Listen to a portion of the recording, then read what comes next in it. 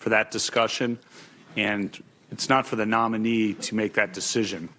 Well, that's an interesting comment, because the way you're being presented to the American people, with only 10% of the public documentation that could be provided to this committee, is going to reflect on you and your nomination. And of course you know that.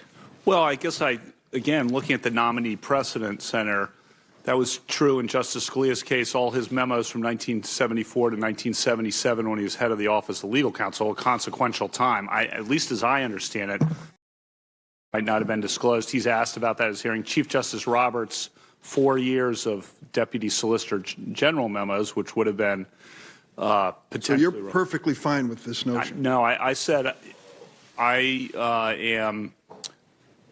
It's up to the chairman and you and the committee, the Senate, and the executive branch. In fairness, Judge Kavanaugh, I think it's up to you.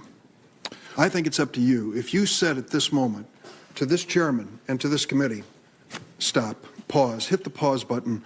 I don't want any cloud or shadow over this nomination. I trust the American people. I want them to trust me.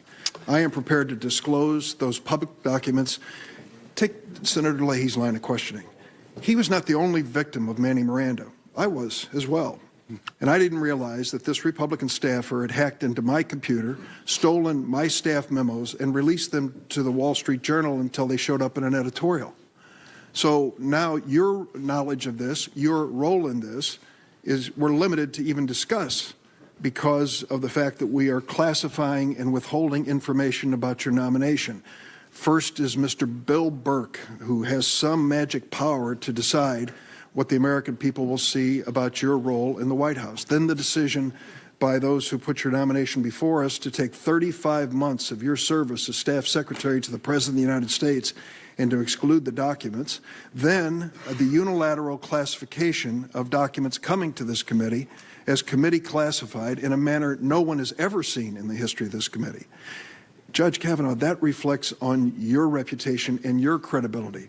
If you said at this moment, I don't want to have a cloud over this nomination, I'm prepared to suggest to the committee and ask the committee, humbly, please withhold further hearings until you disclose everything. Why won't you do that? Senator, I do not believe that's consistent with what prior nominees have done who've been in this circumstance. It's a decision for the Senate and the executive branch. Justice Scalia explained that very clearly, I thought, in his hearing. Are you happy with that decision?